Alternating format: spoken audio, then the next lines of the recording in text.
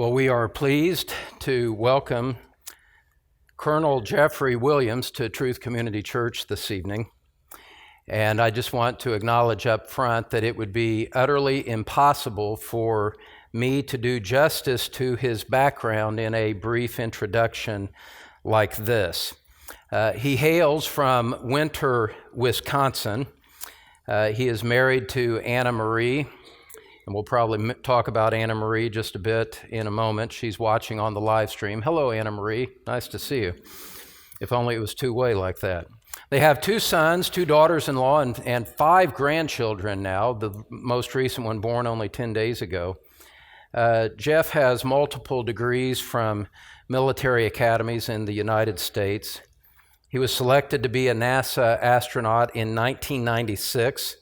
And he has logged 534 days in space on 4 different missions on the International Space Station.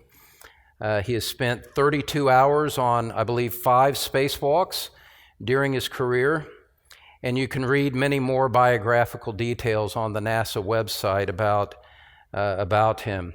Jeff has been a friend of our family for a couple of decades now. We got to meet each other through Grace to Use ministry. He is the author of this amazing book, this beautiful book called The Work of His Hands, A View of God's Creation from Space. It is filled with his commentary on photographs that he took during his time in the space station, and is a stunning book that I would certainly recommend to you. But transcending all of that, and in some ways, certainly eternally, far more important than that, Jeff is a dear brother in Christ, and he is a thoughtful theologian in his own right. He's reflected long and deep about the things that he's going to be discussing here this evening, and he glories in giving honor to Christ for all that Christ is worthy of. And I can say this without fear of contradiction. Jeff Williams is one of the warmest-hearted Christians I have ever met. And so it's a delight to invite Jeff to the platform here. I'm going to interview him for a little while before he comes and speaks to us. So welcome, Jeff, if you would.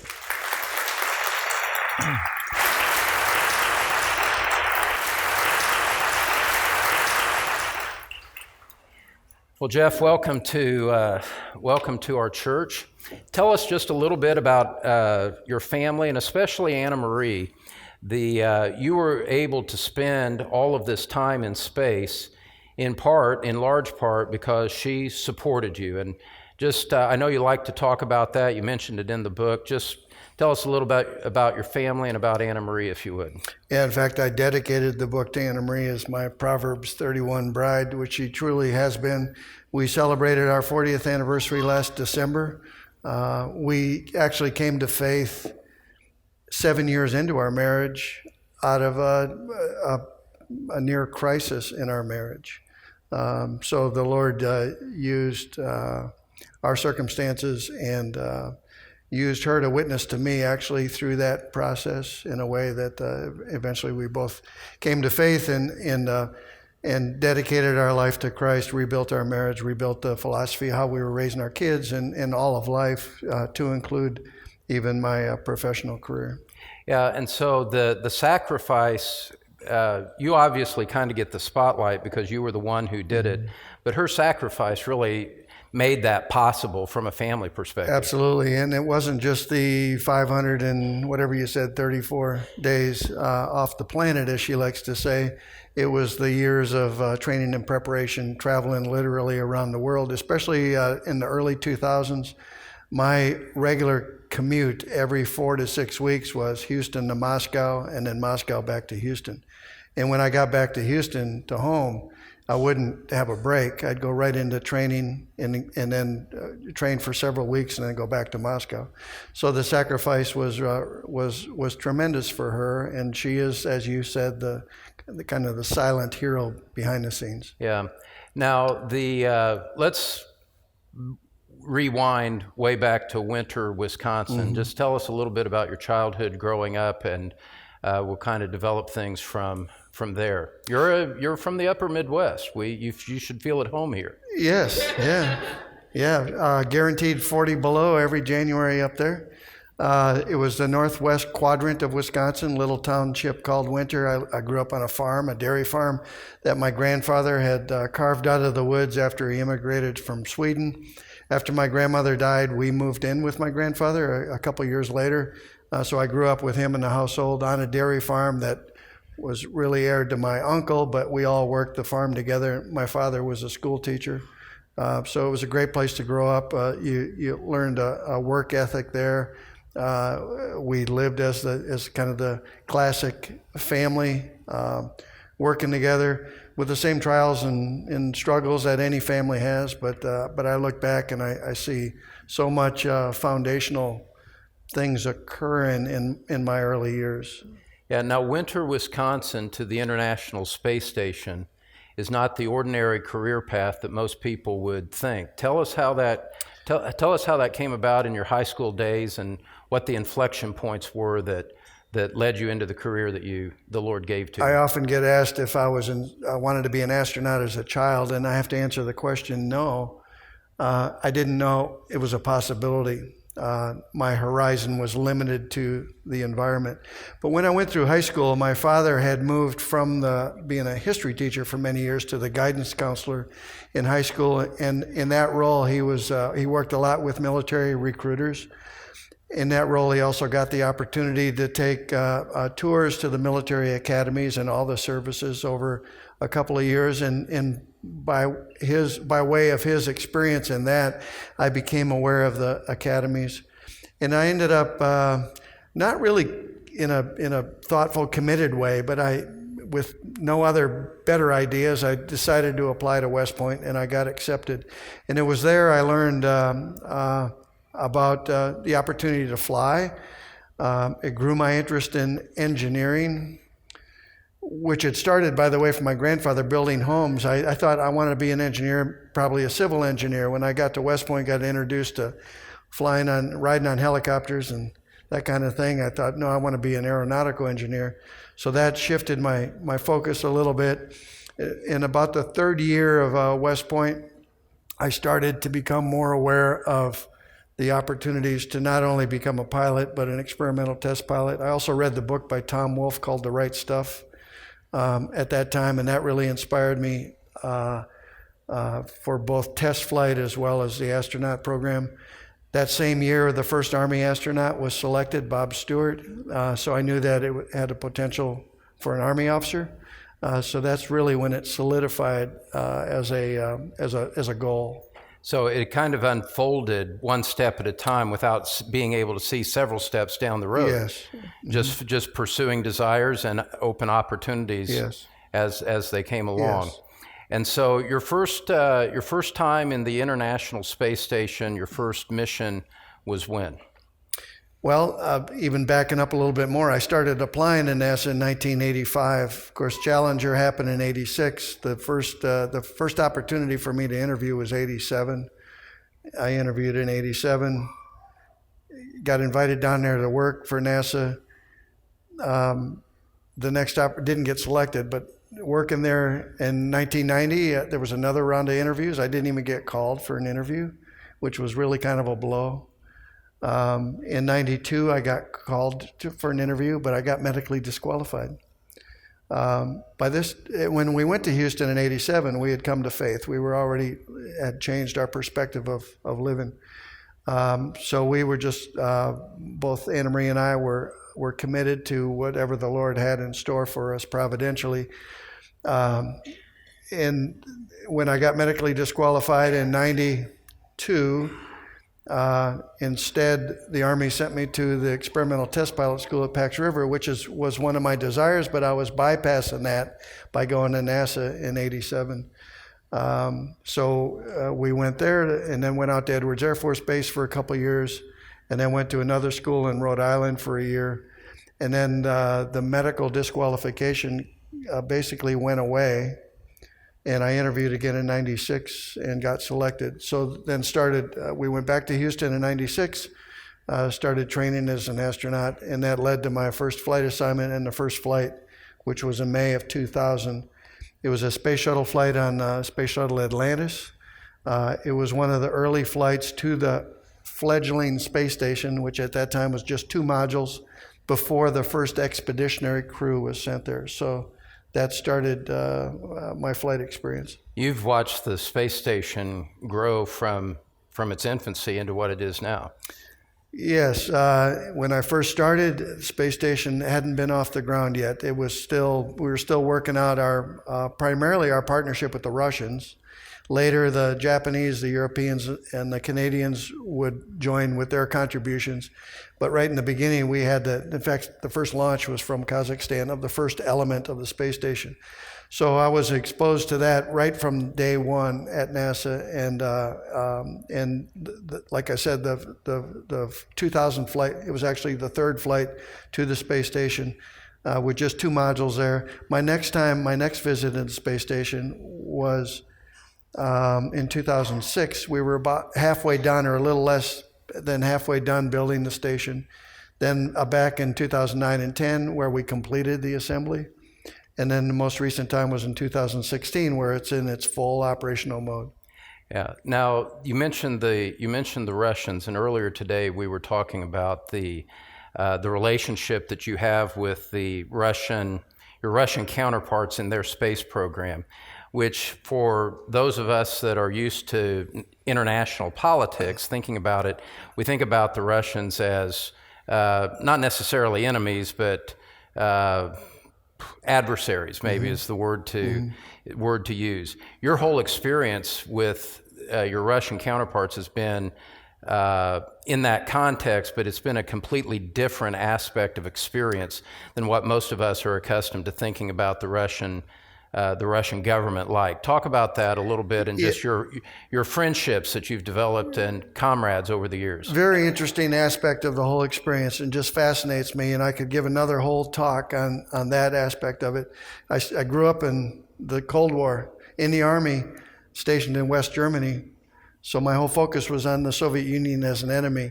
We partnered with them when the Soviet Union fell, back in the very early 90s, in the space station. Not so much for space exploration, but to partner with them, and that was an opportunity to partner with them because of the policy of non-proliferation of nuclear and chemical weapons after the fall of the Soviet Union. We wanted to help them recover as a nation. And it was very positive in the beginning. One of the proposals was the International Space Station. And so I was involved. My first trip to Russia was in 1999, I think it was, and I was over there 4 times that year because much of the content of our space shuttle flight was dedicated to Russian hardware. So that was my exposure. Imagine the irony that I felt was living out.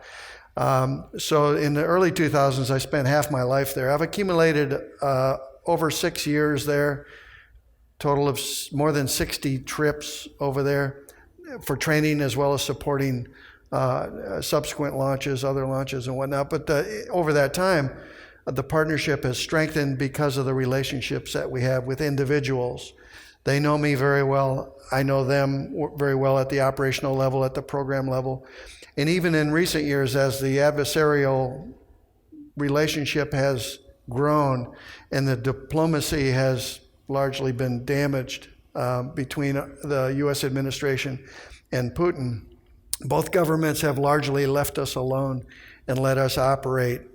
Even though we're both constrained politically oftentimes, we have to work through that. We're mutually dependent on each other.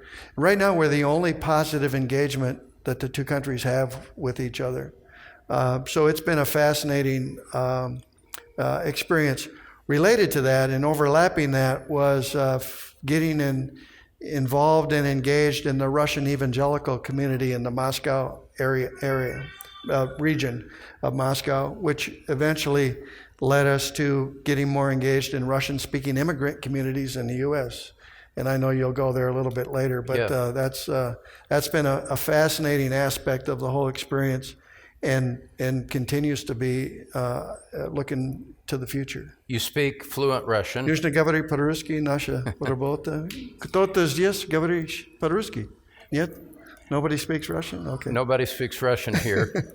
But you speak fluent Russian, and you're actually You actually attend a church in the southwestern part of Washington State that's a Russian-speaking community with an English congregation. Tell us about your pastor. Tell us about the church. It's a fascinating aspect of... Pastor is Alexei Kolomentsev, who was a believer his whole life in Russia in a minority evangelical community, Russian Baptist, definitely less than 1% of the population. They suffered, I'm sorry to interrupt you, but it's going to be easy to miss this point. This is a community that has suffered severe persecution for the sake of their faith in Christ. Yes. And so be sure to allude to that so that there's an appreciation for the depth of the people that you're associated with. Yes. In fact, the pastor that at the church I worship in Moscow, his father was imprisoned. His grandfather was executed for his faith.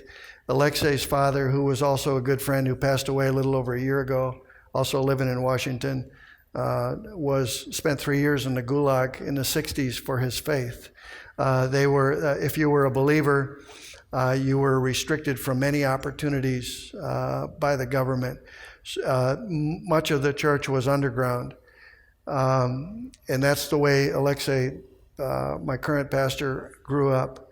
When he came to the U.S., he came because he was motivated to get formal education in the Bible because he knew he didn't understand theology. And he went to a Bible school in Alabama, and there he met John MacArthur. And after that meeting, ended up at the Master's Seminary. You taught him Greek. I reminded you this morning. You maybe don't remember him, but you taught him Greek. He told me that the other day.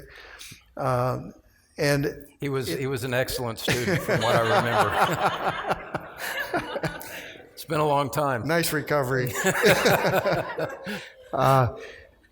And his intention was to go back to Russia and minister to the church there. But those doors closed, and instead this immigrant congregation in Washington State twisted his arm really hard to come up there. So he came up in 2002 and to pastor the church there. In the meantime, the Lord has used his ministry that parallels John MacArthur's ministry, both from the pulpit as well as from the media ministry that goes out through the internet. And right now, he's the most listened to Russian-speaking preacher in the world. And I used the example this morning with you that 1 million downloads per month of his preaching around the world. So it has literally a global impact in a very amazing way. And he's, like John, just simply preaches the word from the pulpit week by week. He and I crossed paths in 2013, became instant friends. We share a passion. In fact, if you ask what two priorities are in ministry and our thinking, one is the Word of God, the priority of the Word of God, and two is the local church. And that would be what he would say are his two priorities. So we hit it off right off the bat. Anna Marie and I have been up there several times in the years since. And 2 years ago, we took our older son and his family, all our grandkids that you had mentioned, up there on a family vacation. And that led to a subsequent discussion where they brought up the idea of actually moving there. And I said, hey, if you want to move there, I'll retire. We'll move with you. So now we're all up there in God's providence, in a very blessed place personally as a family, but also in a very exciting place in terms of the Lord's call for the future. The intricacy of the providence in your life is really amazing, because the space station, everything that led up to the space station led to your ability to be involved with a Russian-speaking congregation and to support Alexei in his ministry. It's really hard to fathom the genius of the providence that has been worked out, that the Lord has worked out in your life. I wake up amazed every day. Yeah. And as you know, two of my passions, I think, of curiosity and that I respond to for years has been the providence of God, which I think we have a duty to look for it and to see it and to acknowledge it and grow in our gratitude for it, and calling in life. And that's all of life, that all of life is a call for a believer, and we live our life for him. Yeah, we had a discussion just a little bit earlier that that we kind of stumbled into, and I want to bring it out tonight. You were telling me about a couple of childhood dreams or fantasies that you had, that all of us have had in our younger days. But you had dreams as a youth that remarkably foreshadowed what your life would become. Tell us about that. Yeah, and I think I've only shared that with two people in the world previously. It's about to exponentially explode. They were dreams, and then most dreams we forget as soon as we wake up, but these stuck with me, and I contemplated them, I remember, as a child, just because they fascinated me. One was being able to go swimming, and on the farm we had a little creek not too far away. We would go swimming in the swimming hole of the creek. But I had this dream of being able to dive down underwater and then stay there and somehow be able to breathe. So that was one, very simple. The other one was to be able to just stand like on the floor or on the ground. It was out. The setting of the dream was outside in our yard, but to be able to jump up and get about 15, 20 feet in the air and stay there and just float. And then later in life, in about 2001, I think it was, early 2000s, I got asked to lead a crew of folks waiting for their first flight. It was after my first flight, on a 9-day undersea expedition off the coast of Key Largo in a habitat called Aquarius, where we went down into the bottom of the ocean, stayed 9 days there, every day spent 6 hours scuba diving out in the coral reefs and then come back to the habitat. So there's an underground structure that you were living in for those 9 days. Yes. And you go out on these scuba diving expeditions from there, never surfacing above the water. Right. So living at the bottom of the ocean. And then, of course, the space flights, which you're floating continually. So, it's a little strange almost. And feel a little weird even to admit it. But in the providence of God, He gave me those two imaginations, if you will, as a child that would be realized later in life. Yeah, and one of the things that I've always appreciated about you, for all of the wonderful career and the wonderful experiences that the Lord has given to you, you think deeply theologically about these things in terms of providence, of what it reveals about man in the image of God and all of that. I know we don't have time to talk about that much, but just give us a little bit of a biblical, theological perspective on these things that we've been talking about here in the past 20 minutes or so. Well, like I said a couple minutes ago, calling in life is something that hit me between the eyes right after coming to faith. And one of the books that impacted me was Os Guinness' book, The Call. And there were many other books also that have influenced me over time. But to realize that we are called in the offices and stations of life for a purpose, according to God's plan, and particularly the obvious opportunities. Some are more obvious than others, but we are to steward them. It's redeeming the time, but then steward what we're given in life. Obviously, the opportunities that I've been given related to spaceflight and all of that are unique, and they have unique impacts on people in general. People are interested in hearing about the experience. It fascinates virtually everybody. So there was when I'm called to do it, I could easily go off and chop wood somewhere and grow a garden and be content, and just enjoy the memories. But there's a responsibility, a sense of stewardship that comes with it, that the Lord uniquely gave me some experiences that to steward to witness to Him. I need not go off on my own. That I need to steward that opportunity appropriately. And that actually applies to each one of us. Each one of us has been given a station in life from which we are to recognize God, honor Christ in it, and serve him in whatever circumstances he's placed us in, right? Absolutely. That's your point. And that's my point. And it doesn't have to do, it has nothing to do with how prominent that station is or those circumstances are. We're all called in our stations and duties in life, our callings in life, and we are to steward them appropriately. And most of what we do, all of us, will never be known, publicly known in history, but it'll be known to the Lord. Yeah. Whether you eat or drink or whatever you do all to the glory of God. Yeah. Well, Jeff, thank you so much for being here. Take the greetings of Truth Community Church back to your church and to Alexei. We share a philosophy of ministry and a love for Christ that, I think of you guys as a sister church with us, of course. And we're going to end this time. As much as I'd like to talk another hour, I want to give you time to do the presentation that you came to do. He told me beforehand he was going to set a timer for himself. And I forgot to do that, so I'm sweating how much time I've let go here. But thank you for coming. David's going to come up and lead in a song, and then we'll give the pulpit over to you. Okay. Thanks for listening to Pastor Don Green from Truth Community Church in Cincinnati, Ohio. You can find church information, Don's complete sermon library, and other helpful materials at thetruthpulpit.com.